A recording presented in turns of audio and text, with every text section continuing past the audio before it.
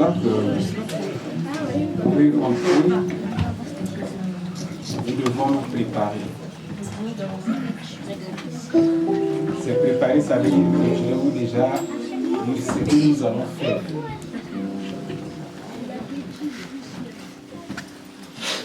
Les premières paroles sont très importantes. Vous pouvez aller en justice. Les premières paroles qui sont sorties de la bouche de quelqu'un sont très importantes. Donc, nos premières paroles pour l'année en 2025 sont très importantes. Quand je vais annoncer que nous sommes rentrés en l'an 2025, ne regarde pas ta montre, mais sur ma montre, parce que un adage dit que 1000 montres, 1000 euros, il me semble. Amen. Tu vas te mettre debout. Sauf les enfants. Tu vas recevoir cette année debout. Et quand tu vas recevoir cette année debout, les chantres vont nous mettre un cantique de remerciement. Juste un petit cantique, quelques minutes de remerciement. Et en ce moment, tu fais tes déclarations personnelles. Tu dis 2025. Voilà que je suis arrivé. Je suis rentré. Pas comme quelqu'un qui est mort. Je suis rentré vivant. Tu prophétises. D'abord, toi, tu prophétises. Parce que moi, je ne connais pas ton problème. Tu prophétises. Ça peut être pour toi, pour tes enfants, ta maison. Amen. Et en même temps, ceux qui sont en famille peuvent s'attraper entre les mains de la main. Amen. Entre-temps, sous vos acclamations, j'annonce l'arrivée pile poil de notre maman, notre chef maman.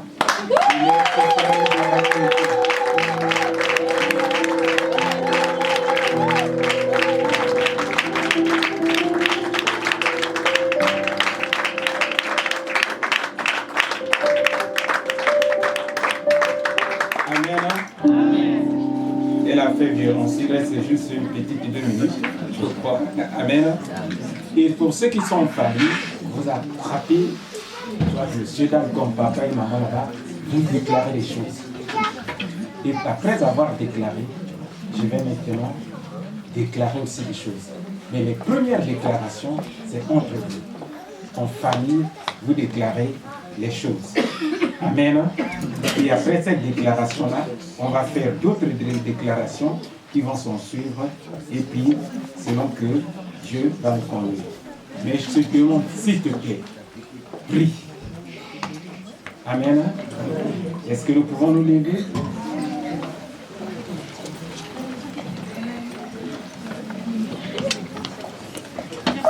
Chers frères et sœurs, mesdames et messieurs, j'ai le plaisir et le grand sentiment de vous annoncer que vous êtes heureux.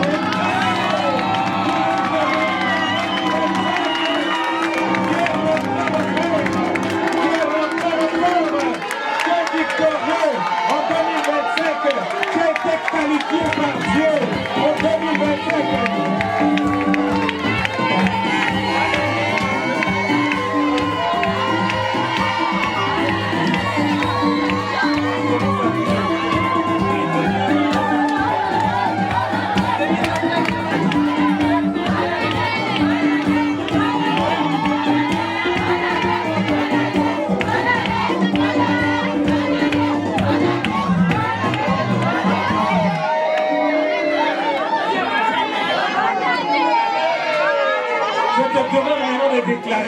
Déclare les choses, prophétise pour toi, prophétise pour ta femme, pour ta famille. Déclare les choses.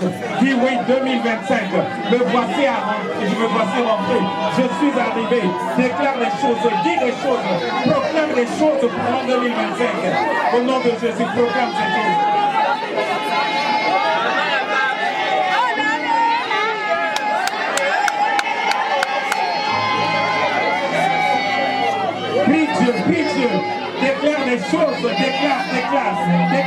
choses. Dis 2025, me voici arrivé. Voilà, je suis arrivé. Voilà, déclare les choses pour ta vie, déclare les choses pour la vie de tes enfants, déclare les choses pour ton avenir, déclare les choses et les paroles au nom de Jésus.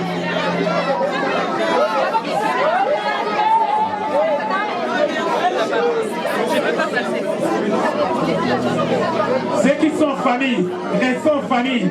Ceux qui sont en famille, vous êtes en famille. Oui, c'est ça, en famille. Déclare les choses pour ta famille, déclare les choses pour tes enfants, déclare les choses pour ton avenir, déclare les choses, déclare me voici arrivé, il n'y a pas de mort, voici ce que je vais faire. Prophétise au nom de Jésus.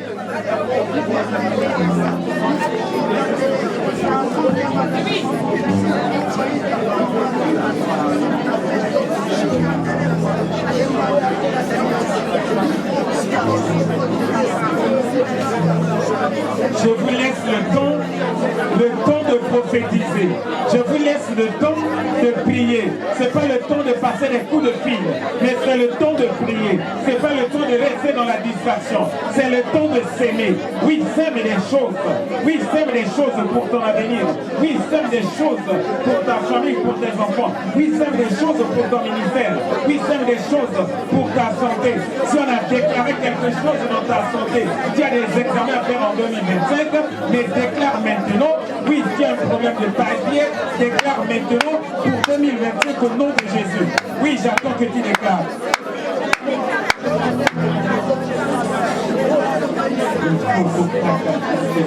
Qui sont des porteurs de feuilles. Parce que la feuille ne peut pas te garder la nudité. Même si elle peut garder, c'est partiel. Une feuille, tu vas la repasser, tu vas repasser une feuille comment? Les gens sont devenus fragiles, vulnérables, parce qu'on a perdu l'autorité que Dieu avait donnée. Les gens sont en train de pleurer. Mais nous pleurons, ce n'est pas la faute de Dieu, parce qu'il nous manque la maîtrise et la gestion de Dieu, du don que Dieu nous a donné. On vient de chanter ici. Hein. Dieu est fort, mais où est le Dieu fort? Dieu puissant. Où est le Dieu puissant? Amen. Il y a quelqu'un qui m'a appelé au courant de la semaine. Il m'appelle, je crois qu'il était 8 heures. On dormait encore 8 heures ou 7 heures. 7 heures. Paf, je réveille un coup de fil. Il dit, mais qu'est-ce qui ne va pas où je ne peux pas dormir? Tu ne peux pas dormir, c'est quoi? Il dit que même dans ma propre maison, je ne peux pas dormir. J'ai même peur du miroir. Ma femme est au courant de la semaine. Je dis, mais comment tu peux avoir peur? Ça dit que même dans ma chambre, j'ai l'impression que les gens sont en train de m'entourer.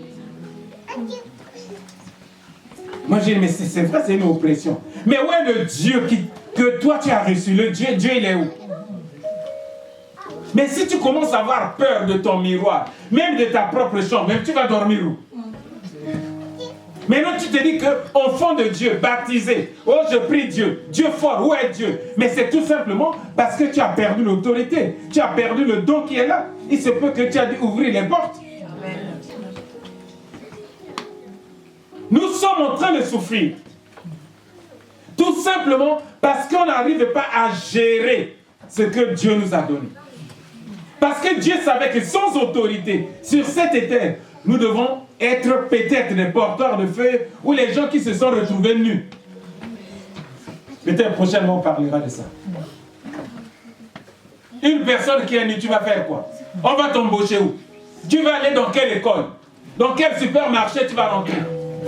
Vous savez que les gens qui font le voyou dans la forêt, là, mais tu restes dans la forêt. Parce qu'une personne dans cet état ne peut pas vivre confortablement. Les gens vont dire que c'est des fous. Les gens ne vont même pas te regarder. Parce qu'ils ont perdu le don précieux que Dieu leur avait donné, la force, l'autorité.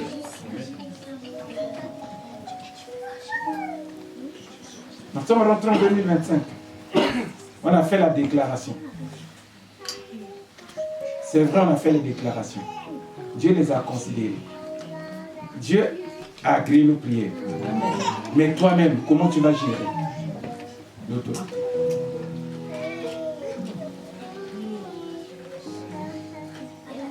Amen. Hein? Amen. L'homme, à un certain moment, n'a pas ce qu'on appelle la conscience. La conscience de la vie. La conscience de gérer certaines choses que Dieu nous a données. Il faut avoir la conscience. Et, écoute, Dieu, hein, quand il nous a donné quelque chose, c'est à nous de faire le reste. Si nous ne faisons pas le reste, lui, il a déjà fait. Amen. Amen. C'est pour cela que tu vas voir certaines personnes dans la Bible vont parler de la conscience. Mais aujourd'hui, je ne vais pas être là pour ne pas... La conscience. Ils ont parlé de la conscience. Nous sommes puissants. Amen. Tu es puissant, mon frère. Amen. Tu veux que je te dise là où Dieu a dit que nous sommes puissants? Nous sommes puissants. Nous sommes des gens à ne pas blaguer. Les gens ne peuvent pas blaguer avec nous. Parce que Dieu nous a armés, nous a équipés. Ah, qui peut dire Amen? Amen. Mais tout c'est un problème de conscience. Amen. Amen. Mais Dieu appelle là-haut. Où es-tu? Il répondit lui là-bas. Je suis ici, j'ai écouté ta voix et je me suis caché. Oh. Mais comment tu peux te cacher? Toi, un homme qui a l'autorité, puisqu'avec toi on cause, tu as l'autorité, j'étais dans l'autorité, j'étais délégué aussi l'autorité. On a parlé de ça, les attributs communicatifs. J'étais communicatif, mais on devait causer. Mais comment tu te caches maintenant? Et de sur quoi tu portes les feuilles? Est-ce que quand je t'ai créé, toi, moi je t'ai fait porter les feuilles? Qui est avec moi porteur de feuilles?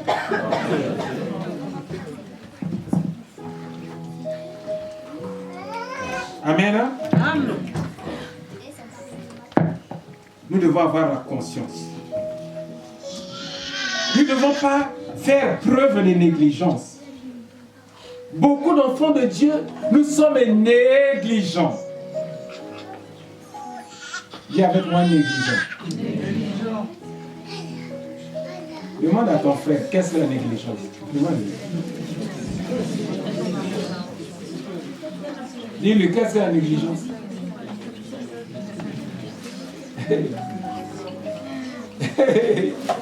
Oh, femme, c'est 2025, laissez-moi rire. Amen.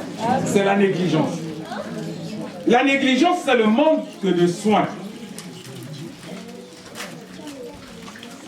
Adam était négligent. La négligence, c'est le manque d'application à l'exécution de tes tâches. Il y a des tâches qu'on t'a données. Tu n'arrives pas à les exécuter normalement, c'est la négligence. Et encore, c'est le manque d'attention et de vigilance. On n'est pas vigilant. On va mettre les pieds, même il ne fallait pas, même on ne devait pas mettre. Va seulement dans nos quartiers là, là où il y a la boue là, si tu marches n'importe comment, je ne pense pas que tu peux mettre un soulier comme ça. Parce que ton soulier sera comment? Plein de boue.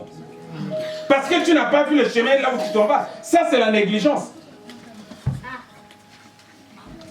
Comment tu marches en tant qu'enfant de Dieu? Tu as de l'autorité que Dieu t'a donnée. Mais nous marchons comment? Nous regardons les choses comment? Avec quel œil? C'est la négligence. Si j'enfonce le clou, tu ne viens même pas à l'assemblement des saints, au rassemblement des saints. L'église, ce n'est pas ton problème. Mais l'autorité qu'on t'a donnée, tu vas gérer cette autorité comment? Où? Ah, je suis fort, hein? Dur, hein? Mais oui, je préfère dire la vérité. Le diable est mauvais, hein? On venait de témoigner avec vous là. quelqu'un qui va juste, qui dit qu'écoute, le 31, déjà il a passé toute la matinée et tout, je vais juste au marché là pour payer quelque chose, qu'il se retrouve à l'hôpital.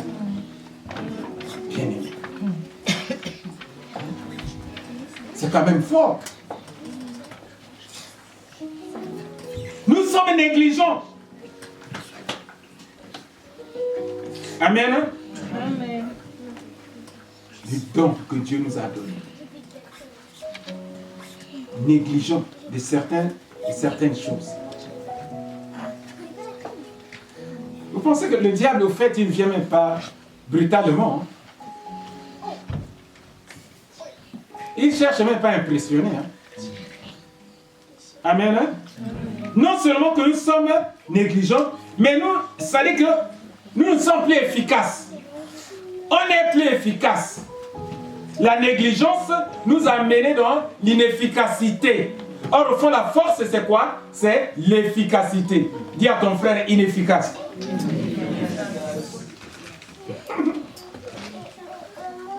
Amen. Amen. On n'est pas efficace. C'est-à-dire que qui ne produit pas les effets souhaités. Dieu attend de nous quelque chose d'autre. Mais à cause de notre négligence, on ne produit plus les effets souhaités.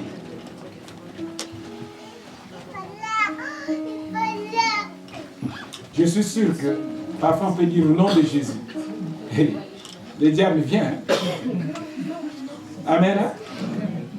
Moi, je vous ai raconté une histoire. J'ai vu les gens qui ont emballé les matelas, ils sont partis, ils ont laissé la maison. Mais des croyants. Madame, monsieur avant avec la natte. Et à madame et les enfants disent non, ici là, c'est pas la peine de aller.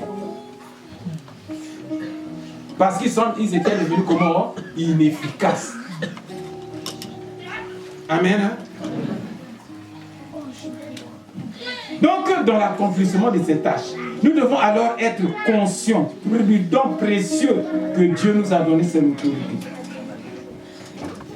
L'autorité, je sais que vous connaissez tous ces dons, mais il faut avoir la conscience. Et à un certain moment, Paul a parlé de la conscience dans Éphésiens. Il a dit en Christ, Éphésiens verset 13, je vais lire juste rapidement pour passer. Il dit en Christ, vous aussi vous avez entendu le message de la vérité. En Christ. Vous avez écouté quoi? Le message de quoi? De la vérité. Cet évangile qui vous porte le salut, ça veut dire cet évangile qui nous sauve. Ça veut dire que l'autorité. Oui, c'est aussi en Christ que vous avez cru. Vous avez obtenu de Dieu l'Esprit Saint qu'il a promis et par lequel vous a marqué de son sceau pour lui appartenir. D'accord, je laisse là. Je viens au verset 16. Je ne cesse, il dit ceci aux Éphésiens, je ne cesse de dire ma reconnaissance à Dieu, à votre sujet, quand je fais mention de vous dans mes prières. Donc je prie Dieu pour vous. Écoutez, il dit quoi? Je demande que le Dieu de notre Seigneur Jésus, le Père qui possède la gloire, vous donne par son esprit, sagesse. Ça veut dire qu'il était pas sage. Qui vous donne quoi? Sagesse et révélation. Pour que vous le connaissiez. Qu'il ouvre, qu'il illumine ainsi votre intelligence afin que vous compreniez en quoi consiste l'espérance à laquelle vous avez été appelés et quelle est la glorieuse richesse de l'héritage que Dieu a fait partager avec tous ceux qui lui appartiennent. Verset 19. Et quelle est l'extraordinaire grandeur de la puissance qu'il a mis en œuvre en votre faveur. Oh, est-ce que quelqu'un peut acclamer? Donc, Dieu nous a donné quoi? Il a donné quoi? La puissance. Mais les gens ne voient pas.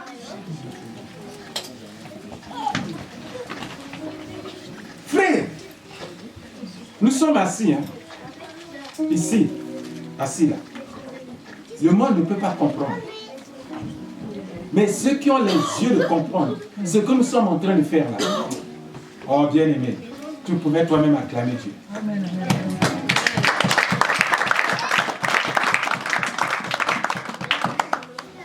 Amen. Amen. Parfois tu es venu à l'église pour la première fois. Quand tu vois des papas comme nous, comme ça, les autres, les papas, les hommes de Dieu qui sont là, en train de danser, de lever les mains, de dire quoi, tu dis que, mais qu'est-ce qu'ils sont en train de faire? Mais parfois tu ne comprends pas. Eh bien aimé, un petit témoignage, quand j'ai connu le Seigneur, papa le bishop m'a envoyé dans une cellule, pas dans une cellule, dans un groupe d'adoration. Il y a un frère qui nous conduisait dans l'adoration. On commence le culte comme ça. Dès qu'il commence l'adoration, il commence à pleurer. Il dit, est-ce que le monsieur est normal? Frère, dès qu'il commence, on commence à alléluia. Il commence à pleurer, regarde les larmes. Je venais à peine et je dis, monsieur, parce que chez nous, au fait, les hommes ne pleurent pas n'importe comment. Dans notre religion, le monsieur, pasteur, il pleure comme ça. J'ai dit, il y a un problème. Et c'est lui qui nous conduisait. Et ça continue, ça continue. Dieu a dit, attends, je vais te montrer comment pleurer. Bien aimé, après quelques temps, quand les choses de Dieu ont commencé à me pénétrer, bien aimé, ma femme est là, mes enfants sont là. Ça dit que je ne pouvais pas me contenir. Si on adore, je pleure. J'ai dit, donc c'était merveilleux comme ça de pleurer avec Dieu. Oh, qui peut dire amen. Donc les choses de Dieu, quand nous ne les comprenons pas, c'est difficile. J'ai mon frère et je sais que peut-être il va m'écouter que j'étais le nom. Bon, c'est mon frère, hein, de grâce. Un jour il m'a dit, Antoine, pourquoi tu pleures comme ça? J'ai dit, mon frère, je ne comprends pas. On avait un séminaire à Luna Park de Poto-Poto. Il y avait tellement la gloire de Dieu, il a commencé à pleurer. Moi, j'ai dit, mon frère, mais toi, tu pleurais. Qu'est-ce que c'est?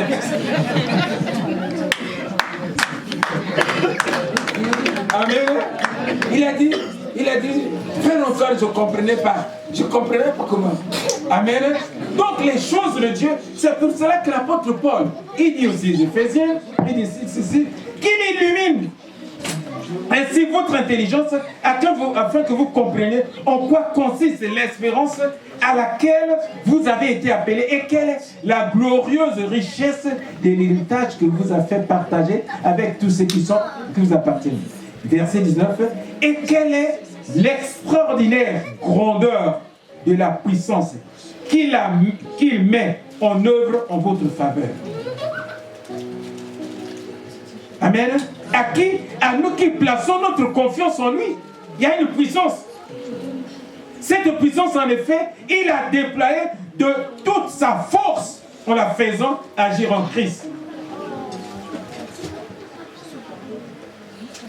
Et cette puissance, il nous a donné contenu jusqu'au verset. Bien aimé, nous avions quelque chose que le monde ne peut pas avoir. Tu peux dire amen. Nous avions quelque chose d'extraordinaire. Nous avions l'autorité. Nous avions cette force. Mais cette force, si on ne fait pas attention, on peut la perdre. Facilement. Et on se retrouve dépourvu de force. On va lire un verset. Je suis dans Luc 4. C'est juste un passage.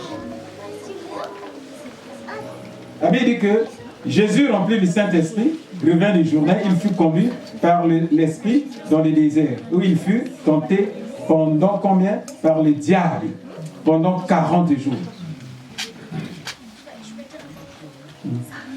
Il ne mangea rien. Le diable lui dit, verset 3, si tu es fils de Dieu, ordonne à cette pierre de devenir pain. Regarde, Jésus, regardez un peu, frère. Et, diable a un co, hein? Amen. Jésus, l'homme envoyé du ciel, 100% Dieu, 100% homme. Il veut le minimiser pour un bout de pain.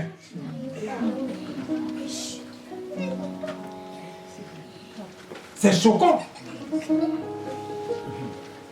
Si ça te choque, moi ça me choque. Amen.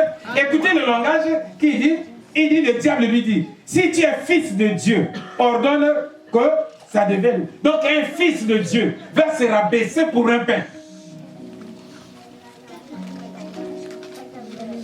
Enfant de Dieu, qu'est-ce qui t'a rabaissé? À cause des mèches, hein? Tu t'es fait rabaisser. Tu as perdu l'autorité à cause de ça.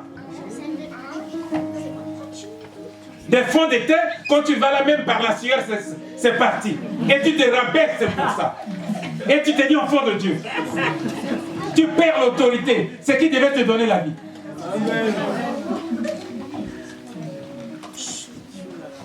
Pour porter les feuilles et se retrouver quelque part. Ça m'énerve. Vous voyez comment le diable veut rabaisser les gens? C'est ce qu'Adam a perdu. Ça veut dire que l'éternité, ça veut dire que, vous voyez dans la Bible, les premiers hommes là vivaient jusqu'à 900 ans. Vous le savez. Mais aujourd'hui, les gens ne vont même pas 70 ans, 60 ans là. Il faut faire quoi se battre à cause de quelqu'un qui a mangé le fruit. S'il n'avait jamais mangé ça, on pouvait... Moi, quand j'ai lu la Bible, j'ai dit, 900 ans, 700 ans, les premiers. Ouvrez la Bible. Mais il va manger quelque chose. Aujourd'hui, on est là sur Covid, des choses comme ça. Tout le monde prie, même pour avoir mon âge. On prie pour avoir 50 ans, 60 ans. À cause de quelqu'un qui a perdu l'autorité. Mais ici, il veut rabaisser Jésus.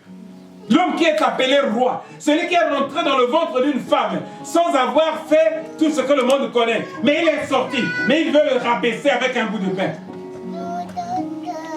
Le diable te rabaisse à cause de quoi? Qu'est-ce qui te fait rabaisser?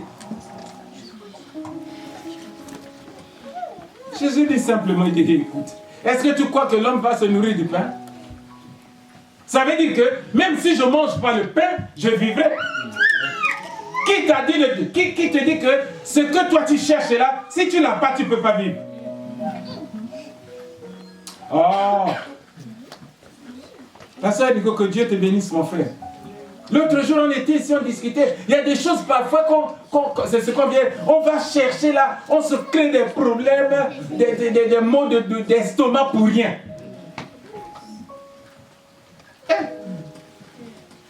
Un jour, j'étais au pays. On a eu un décès. On était avec mon frère, un frère d'église. On dit, bah, écoute, il faut aller déposer, comme j'avais le véhicule, aller déposer ce corps-là, le corps à la mort. Vous savez, chez nous, là, la mort, qu'est-ce que ça veut dire? Quand on parle, il faut chercher un endroit pour déposer votre corps. Et j'ai vu des corps, tu vois une jeune fille. Hein? Et là-bas, les gens n'ont pas pitié. Hein? Ils l'ont balancé. Et quand ils l'ont balancé, les mèches là, ça traînait peut-être à quelle distance? J'ai dit, ah! Seigneur, c'est comme ça ici là. Vous enjambez, hein, parfois. Et là-bas, comme il n'y a pas pitié, les gens poussent même ceux qui sont là pour placer leur corps.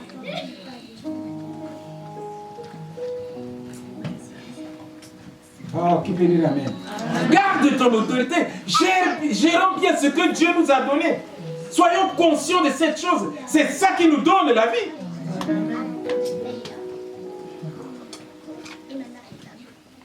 Amen. Hein? Amen. Et quand il finit là, le diable lui dit, si tu es fils de Dieu, ordonne que cette pierre devienne du pain. Je lui répondis, il est écrit, l'homme ne n'aura pas de pain seulement. Le diable l'amena plus haut. Sur notre monde, lui montre un instant tous les royaumes de la terre. Puis il dit, je te donnerai toute cette puissance et la gloire de ces royaumes. Car il est... Ah! Le roi. Le roi des... Dis bien quoi, le roi des... S'il est roi des rois, ça veut dire qu'il commande tous les rois. Donc, tous les rois là, c'est lui qui est le roi. Donc, tous les autres rois là sont ses subordonnés. Oh, si on peut dire ici. Maintenant, le diable est un menteur. Il dit que viens, je vais te donner tous les royaumes. Il oublie que celui qui est là, il s'appelle le roi des rois. C'est lui qui commande tous les royaumes. Amen. Oh, tu comprenais ça, tu l'as acclamé. Hey! Si nous continuons jusqu'à la fin, ce n'est que chercher à faire quoi? L'humiliation, bien-aimé. Vous savez, le péché est bon. Il a deux faces. Il y a une face qui attire. Va goûter cette face. Maintenant, quand tu seras dans l'autre face, tu sauras ta douleur. Tu sauras. Et maintenant, tout ça, je n'ai pas assez de temps, on verra.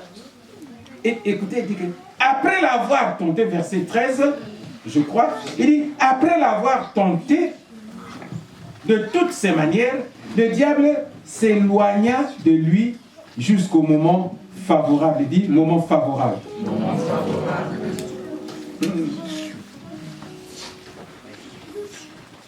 Tu as déjà connu un moment favorable que le diable attend dans la vie?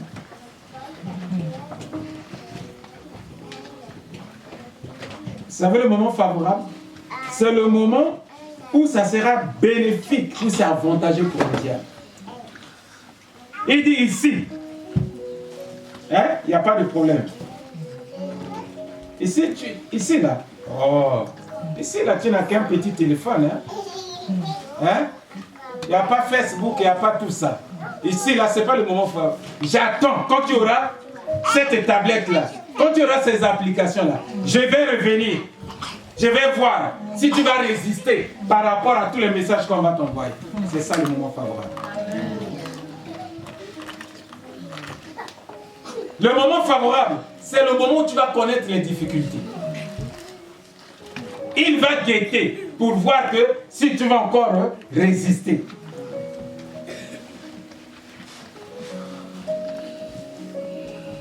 Le moment favorable, c'est le moment, ici ça ne se passe pas, mais au pays ça se passe, où ton pantalon là, il sera usé, où tes mèches là, il n'y a rien, plus rien.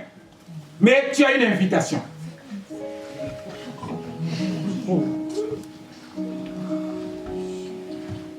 C'est ça le moment favorable, non? Ça dit que tu n'as rien. Mais c'est là qu'il viendra se présenter pour dire que je vais voir si tu vas encore refuser. Mais ce n'est pas un petit paquet. Hein? Moi, on va te proposer un gros paquet. Vous n'aviez pas écouté à Pointe-Noire. Les gens qui ont eu les gros paquets là, mais qui ont laissé leur vie. Dis avec moi le moment favorable. Amen. C'est le moment opportun pour lui. Le moment qui lui convient. Il ne se fatigue pas. Amen. Hey. Jésus ayant sorti vainqueur de là. Ce qui est bizarre. Nous comprenons toutes les lois de la physique et nous les mettons en pratique. Mais les lois de Dieu, nous ne comprenons pas. Amen. Comme on dit, qui est dur à cuire ce matin? Qui est dur à cuire? Amenez-moi le courant là. Amenez-moi le courant. Qui est dur à cuire là va m'attraper le courant. Qui est dur à cuire? Pourquoi tout le monde a peur du courant? Parce que vous savez que ça va électrocuter. Mais pourquoi, si c'est la loi de Dieu, nous n'avions pas peur? On était avec le pasteur, on a rangé la lampe là et tout et tout. J'ai dit, pasteur, Il dit, pasteur, bon, attrapez, il dit, c'était déjà une fois, pas la deuxième fois. Pasteur, il dit pas la deuxième fois. Il dit, mais pasteur, il dit que pas la deuxième fois. J'en connais. Amen. Et pourtant, ce sont les lois naturelles. Mais comment la loi de Dieu t'a dit que c'est mauvais, c'est mauvais? J'ai dit encore c'est mauvais. Mais on ne peut pas comprendre que c'est mauvais pour fuir.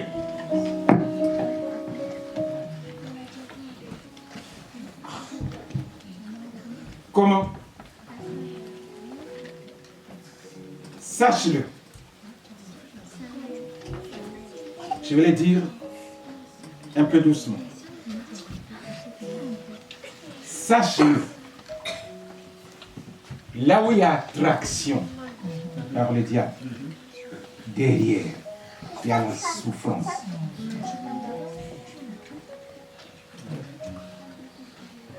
La chose qui t'attire, qui nous attire, derrière, il y a la souffrance.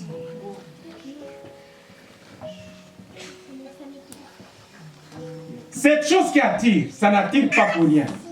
Parce qu'elle cache une autre face qui sera dévoilée après.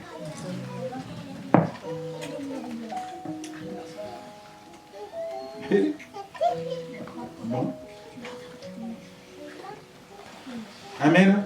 Amen. C'est ça, bien-aimé. Nous allons prendre un texte, nous allons voir.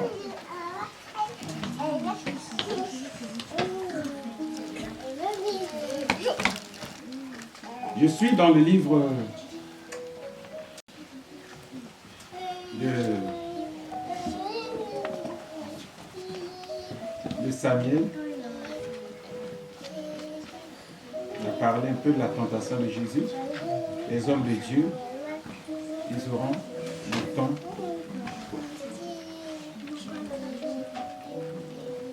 Renouveler les forces. Ça veut dire quoi? S'approvisionner de nouveau. Amen. Le commencement des forces. Je suis dans le livre de 1 Samuel 30. Verset 1. C'est là qu'on va terminer. Il y a beaucoup de sujets de prière. Si Dieu nous permet. Je bénis Dieu parce que vous êtes là. On ne dort pas. Amen. Est-ce que tu peux acclamer pour toi-même?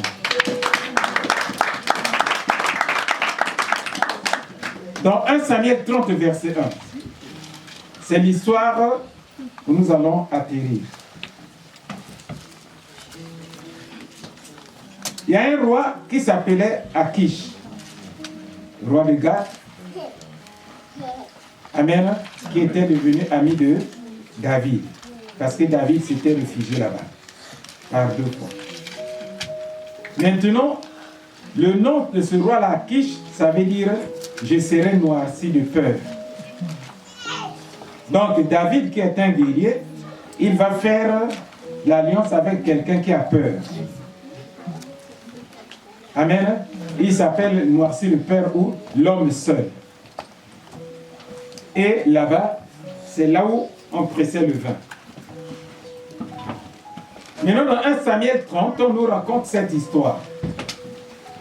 Or, 3 jours après, David et ses gens étaient revenus à Tchiklag. Ça veut dire quoi? Écoutez. Le roi l'a attaqué. David s'est réfugié là-bas. Ils sont devenus amis.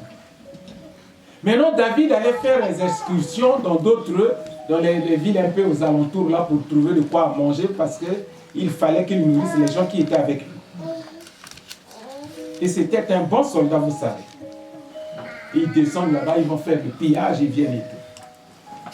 Maintenant, le roi là, avec ses amis, les Philistins, ils descendent pour combattre les enfants d'Israël. Mais comme ils ont fait alliance, hey, écoute, hein, j'ai fait alliance avec mon frère ici, l'homme de Dieu. Entre nous, il y a un qui est philistin, il y a David qui est juif. Amen. Ils font alliance. Maintenant, celui qui n'est pas à Kis là, ils vont aller combattre les amis, je peux dire, le peuple de David. Il dit, mon frère, mais comme tu es avec moi, on va aller au guerre. Parce que je te connais très fort. Toi, David, je connais. Toi, tu as tué 10 000. Amen. Saoul 1000. On connaît ta renommée. Depuis que tu es ici, il n'y a pas de problème. Ils prennent la route. Ils vont rencontrer les Philistins qui devaient combattre les enfants d'Israël. Ils demandent, ils disent quoi? Ça, c'est pas David. Il dit, oui, c'est mon ami. Il dit, tu es sûr que dans votre alliance, là, nous allons combattre les enfants d'Israël. Et que David va rester comme ça. Est-ce que ce n'est pas un piège?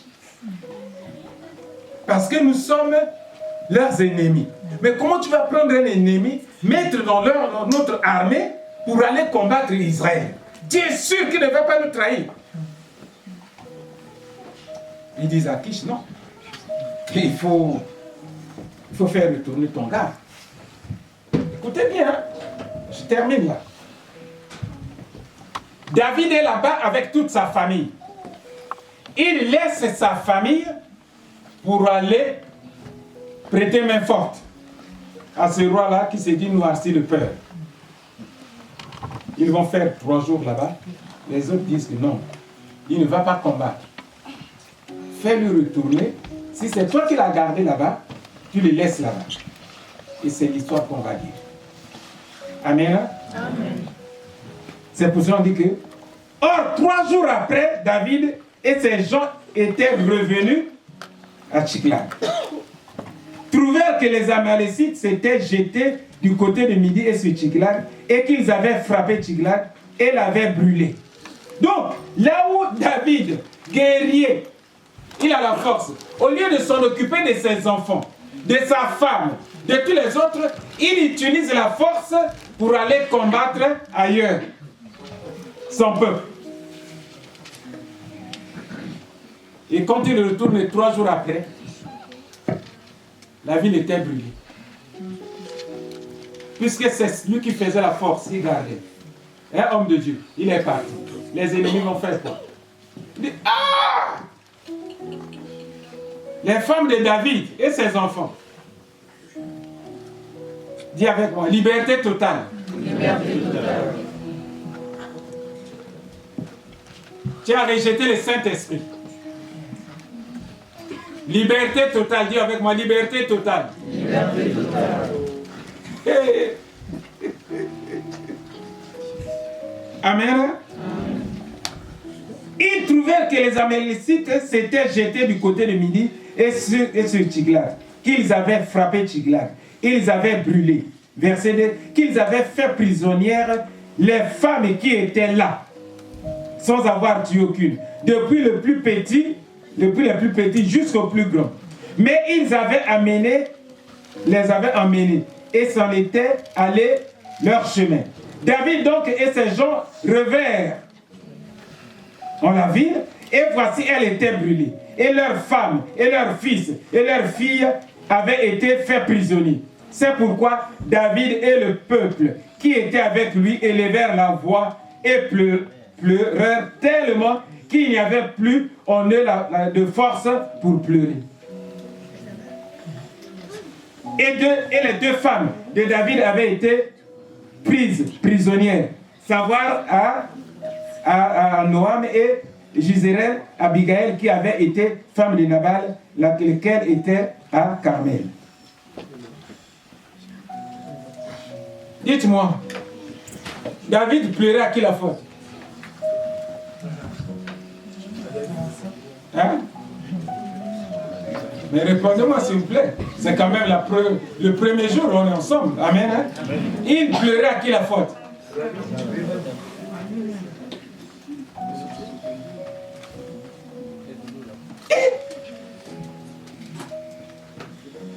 Frère Joseph, au-dessus qu'à moi si, laissez la femme pour aller faire les excursions.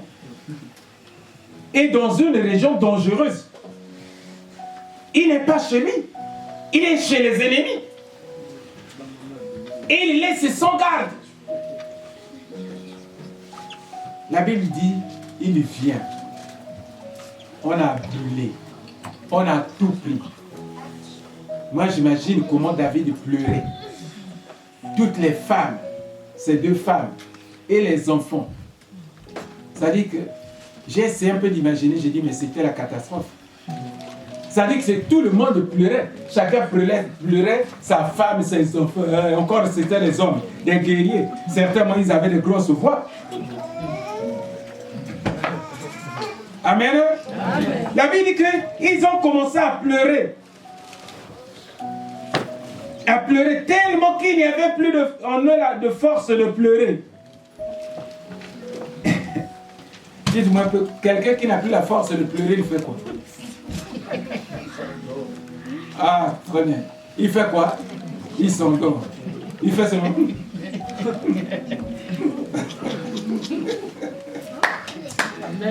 Amen. Amen. Qui t'a pris toute la force? Quel est le problème? Qui t'a enlevé toute la force? Qui t'a fait pleurer jusqu'à perdre la force? Est-ce que c'est la maladie? Est-ce que ce sont les papiers? Est-ce que c'est le mariage? Est-ce que c'est les enfants? La Bible dit que David a pleuré. Il a perdu la force. Qui peut dire Amen. Amen. Et ça ne s'arrête pas là. Mais David fut dans une angoisse. Grande angoisse. Ça veut dire une peur intense. L'angoisse peut te faire évanouir. Même mourir. Tu peux même devenir fou. Parce que tu es tellement angoissé. Tu peux même faire un arrêt cardiaque. Et David est arrivé à cette époque, à cet état. Et en plus de cette douleur, le peuple qui était avec David, ils disent non, mais si nous sommes dans cette situation, parce que tu nous as pris, tu dis que tu vas en guerre. Et maintenant, nos femmes, nos enfants sont amenés. Oh, David, nous on va te lapider. Donc David avait une double situation. Il devait d'abord gérer la famille qui était partie et gérer les circonstances sur place.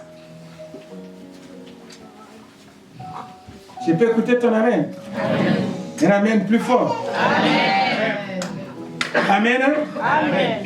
La Bible dit, toutefois, David se fortifia en l'Éternel, son Dieu. Il se fortifier. Oh, c'est ça que j'ai aimé. David n'est pas resté là. Il a pleuré un certain moment. Il dit non, je suis quand même David. Je suis guerrier. Comment je peux continuer à pleurer? Mais les gens qui ont chanté pour moi, ils diront quoi? C'est David qui pleure? Il dit non. Il rassemble les forces. J'ai dit à quelqu'un qui a beaucoup pleuré ce matin, il faudrait que Dieu t'aide à rassembler les forces. Au nom de Jésus. Quelle que soit la situation, bien-aimé. Ne reste pas couché.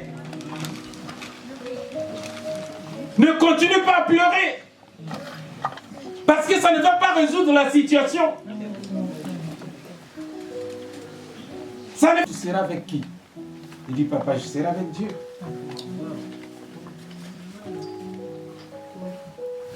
Trois jours. Il dit, papa, il dit 3 jours.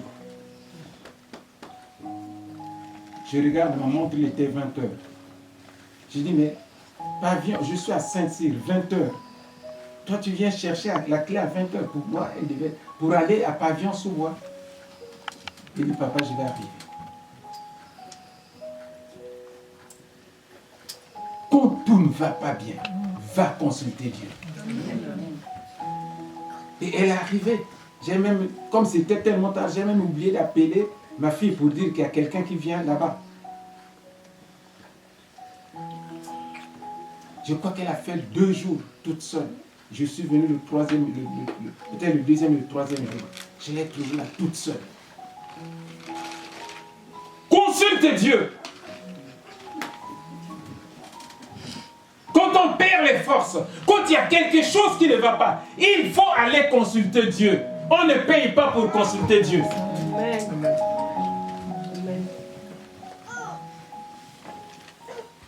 Bien aimé, ce qui nous retient captifs, c'est pas n'importe quel. Il y a une force. Hein? La Bible dit que David consulta Dieu. La Bible dit qu'il pose la question à Dieu. Il dit à Dieu, David consulta Dieu en disant, poursuivrai-je cette troupe-là? L'atteindrai-je? Le Dieu qui parle. Il dit à David, il répondit, poursuis-la, car tu ne manqueras point de l'atteindre et de recouvrer tout ce que tu as perdu. Tu peux dire Amen. Est-ce que quelqu'un peut se lever pour acclamer Dieu?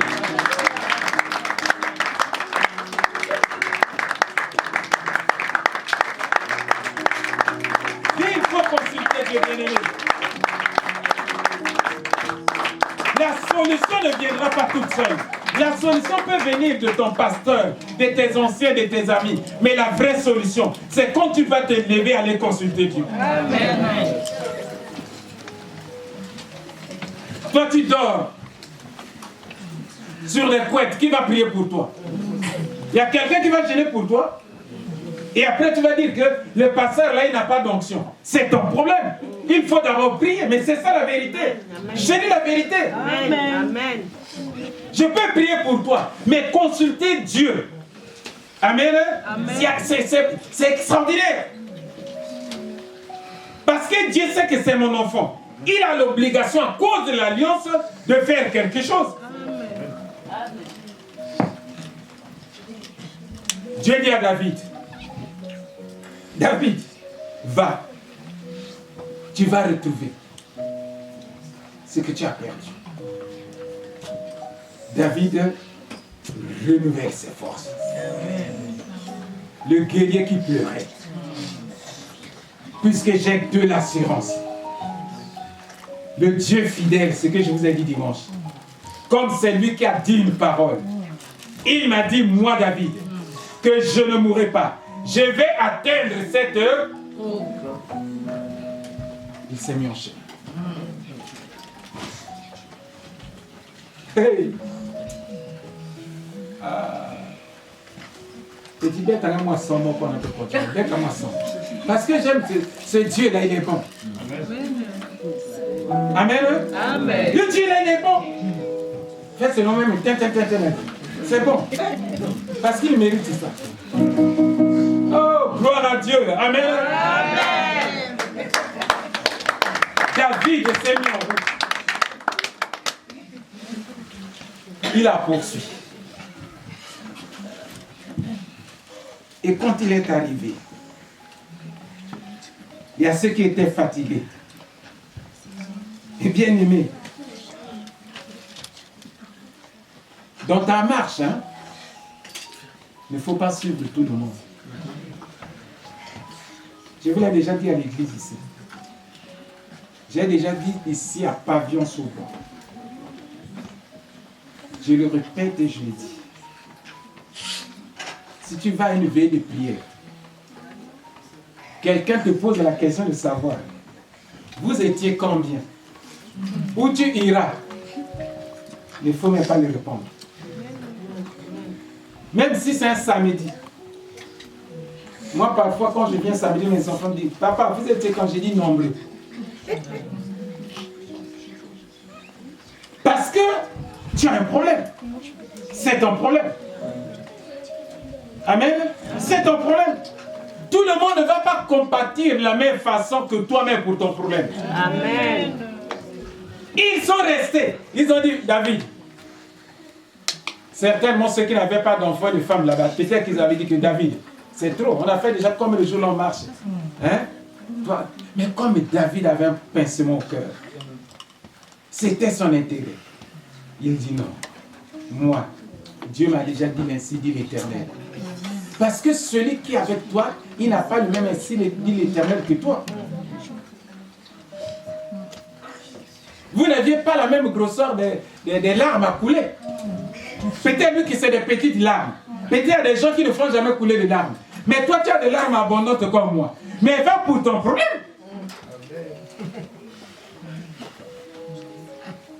Amen. Eh, il y a des gens qui connaissent bien pleurer, hein, ils savent pleurer. Hein. Tu as même pitié de la personne. Hein. Mais il y a des gens, quel que soit le problème, il est comme ça. Hein. Il ne pleure pas, hein, même s'il pense dans le cœur. Oh, qui peut dire Amen? Amen. Acclamons.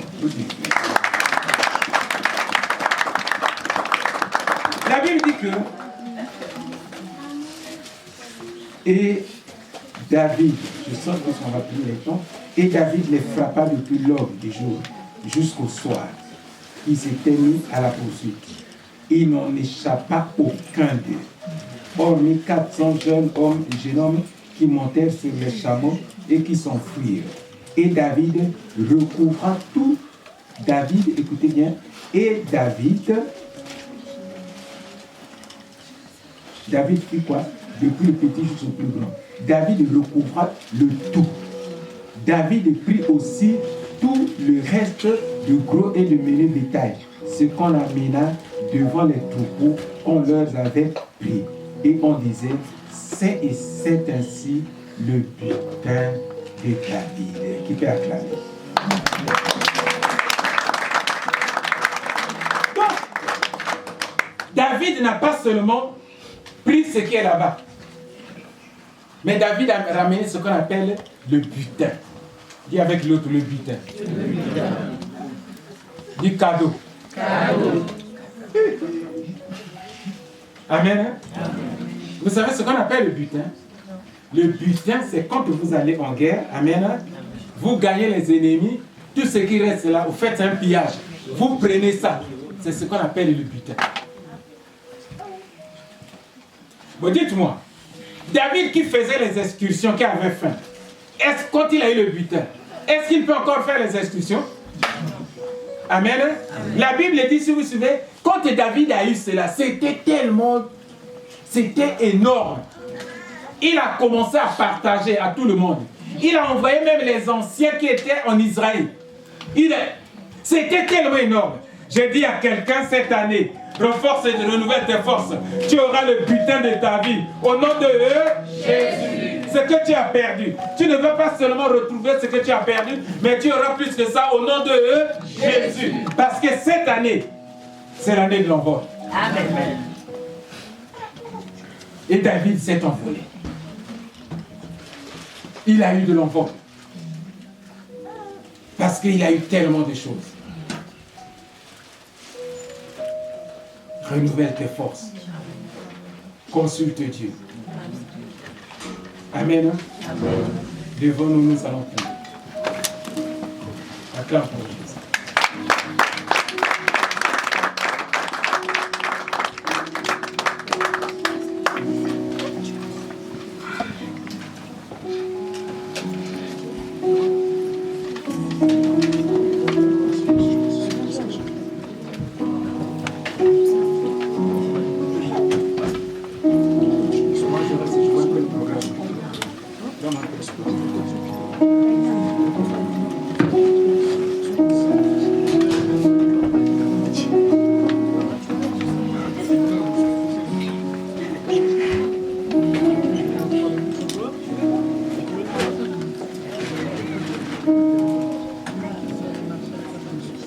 Amen.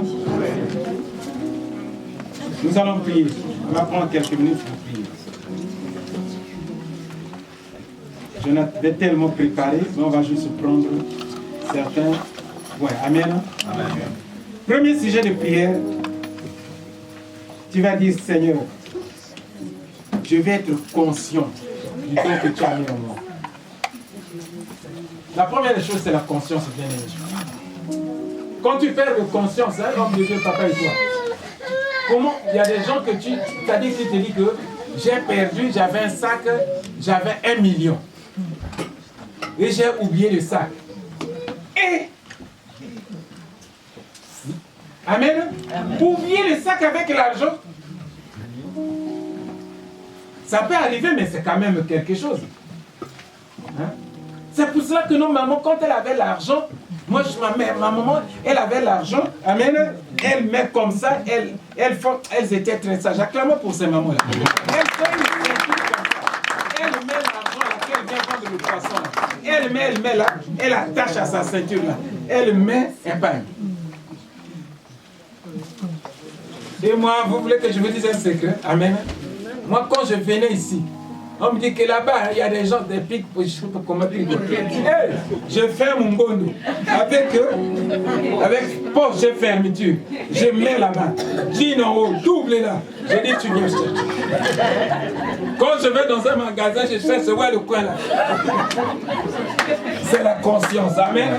Tu vas lever ta voix, tu vas dire, Seigneur, donne-moi la conscience de savoir que je suis enfant de Dieu. De garder, Seigneur, ce